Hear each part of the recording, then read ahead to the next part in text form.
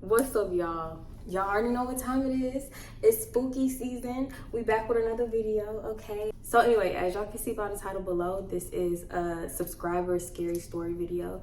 So we're gonna get right into it, okay? So it starts off by saying, hello T, how are you? I always tell people this story because I still halfway don't believe it.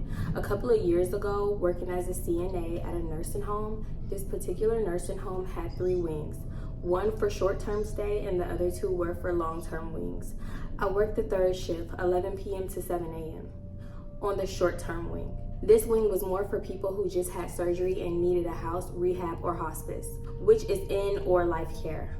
Although it's 3 people to a wing, 2 CNAs and 1 nurse, I normally took the hospice side and the other CNA took the rehab side. I had no problem taking the hospice side.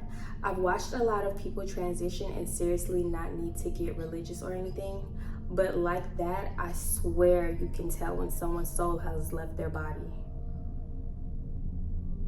Anyway, let me get into what happened. One night I showed up to work and I have a new resident on hospice.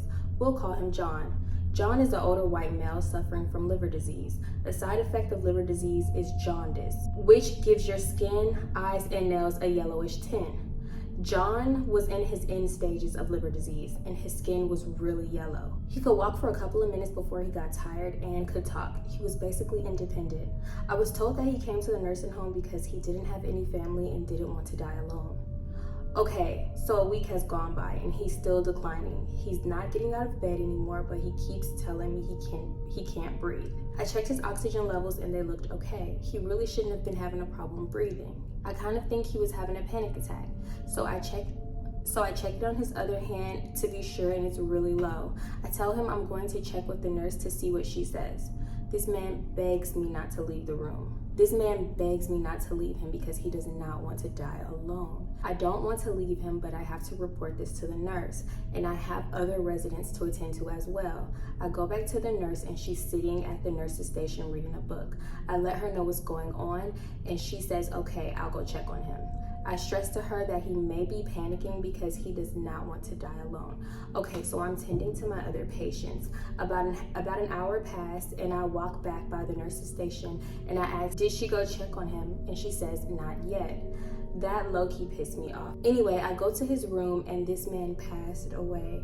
John passed away alone. My heart broke. I cried for days after that.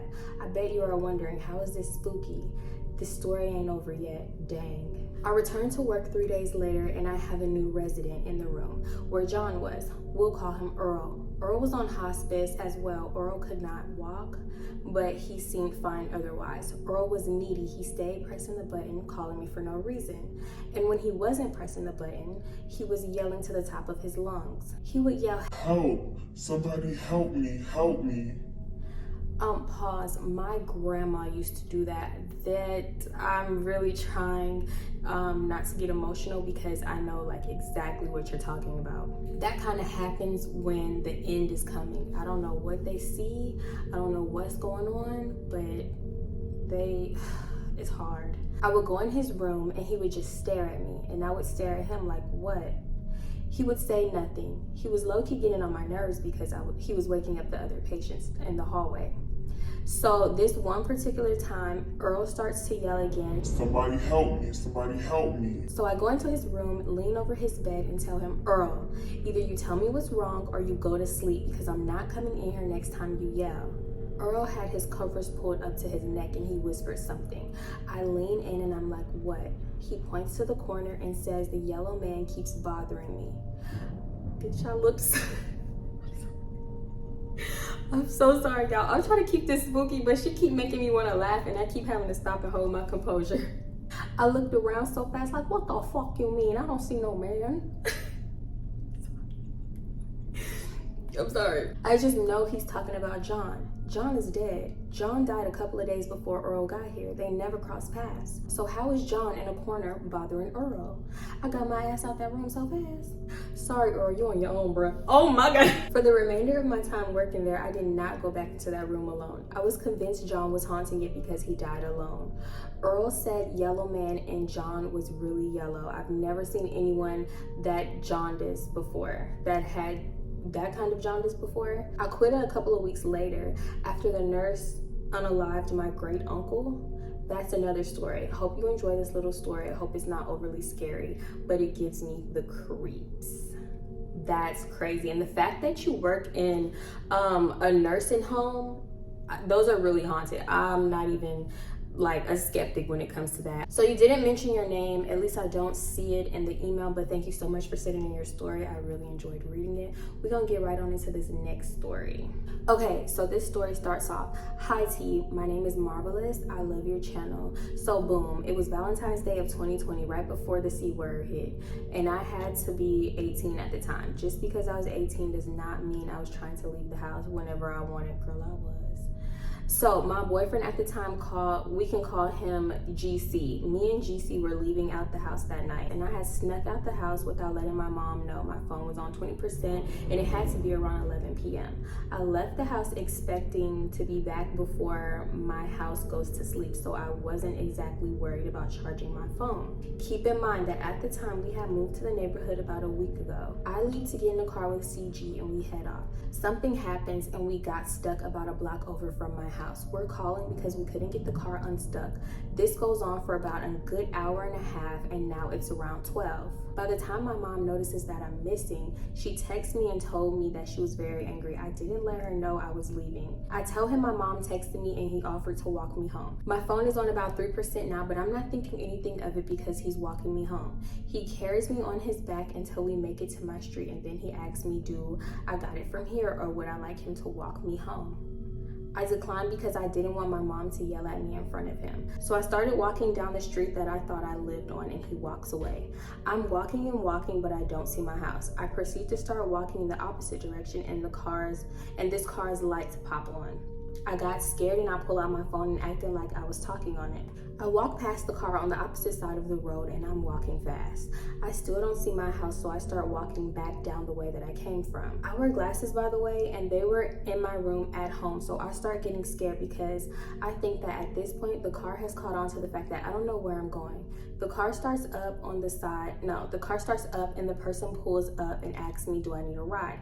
I decline and point to the house that has 2 young kids in the yard, and I tell him that that's my house. He rides past, turns on another street, and I assume that I could go back around once again. Once the car is out of sight, I take my shoes off and I start running down the street. I start praying out loud. At this point, I start crying hard, but through the tears, I'm trying to find my house and I still can't. So I turn around, run back to the house where I see the 2 boys where I just came from. I dry my tears and I knock on the door. So I see the car pull across the street and one of the kids answer the door. At this point, I'm crying hard and I ask for his parents. The mom comes to the door and I'm scared. I tell her what's going on. I stay close, but my phone is dead. The woman is reluctant to help me because I could tell she was scared, but she calls someone on the phone and asks them to talk to her while she walks me home. I give her my address and she tells me I'm way off and that my house is in the opposite direction. She walks me home, and on the walk, she's explaining to me that I need to be thanking God that I picked her house, because had I knocked on the wrong door, my mom probably would have never seen me again. You know, typical mom stuff. I knew that once she spoke to my mom, I was about to hear all of this all over again. We make it to my house, and surprisingly, she doesn't ask to speak to my mom. And I thank her over and over, mostly because I was grateful that I made it back home alive and unharmed that night. Below are screenshots of me telling what happened a couple of days later. You don't have to read them if you don't want to. The purple is where my house is and the blue dot is where my boyfriend. Oh, okay, thanks for reading my story. Okay, so I got confused. I don't know if I'm gonna cut this out, but I thought the screenshots were for the first story and I put them, I read them out for the first story, so I'm the one that's confused. So I'll put the screenshots on the screen now. They're actually for the second story.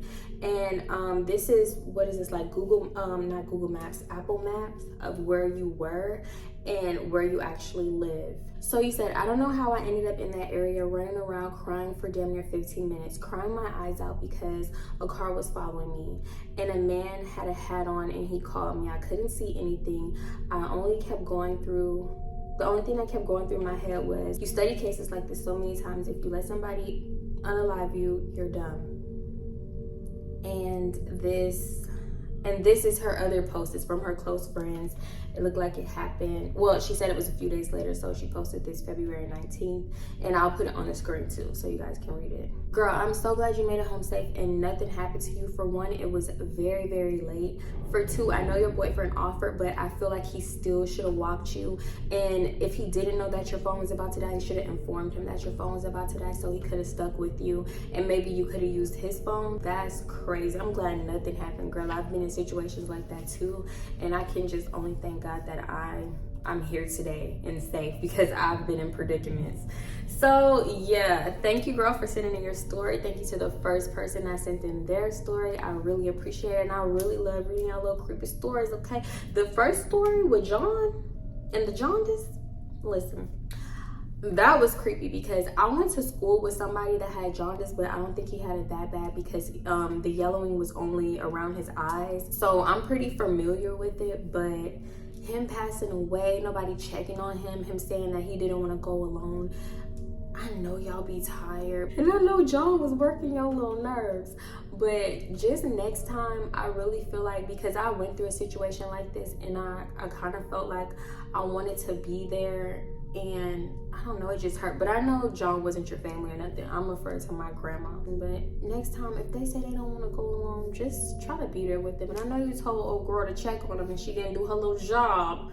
That should be on her conscience. It's probably not, but it should be. Little Jonathan need to go on and by that desk and haunt Miss old girl in her little book that she was too busy reading to go check on him. That ain't right. She ain't right. It's not your fault, it's her fault.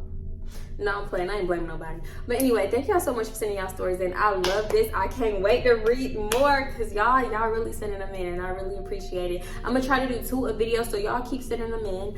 And what else? And that's pretty much it for this video. I hope y'all like it. I hope y'all like the little spooky music, the little rain in the background, you know. Because listen, I waited for that rain to come, okay, so I could record it.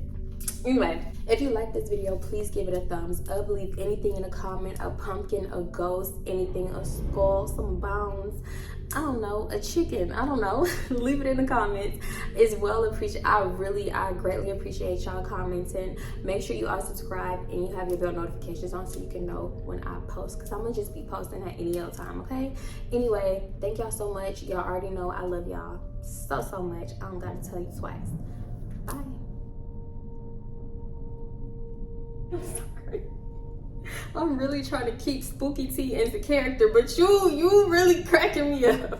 Okay. Y'all, this is what she said. I'm not ad-libbing. This is what she said. Okay, we're gonna get back to it, okay? And I need y'all to make sure that you are subscribed so you can know every time I post this vlog. We shooting for 31 days. Can we do it? Will we do it? I don't know, but we here now, so yeah, just let's appreciate that, all right? Anyway, let's get into this little scary story, okay? Sorry, I lost my place. Sorry. All right. I just know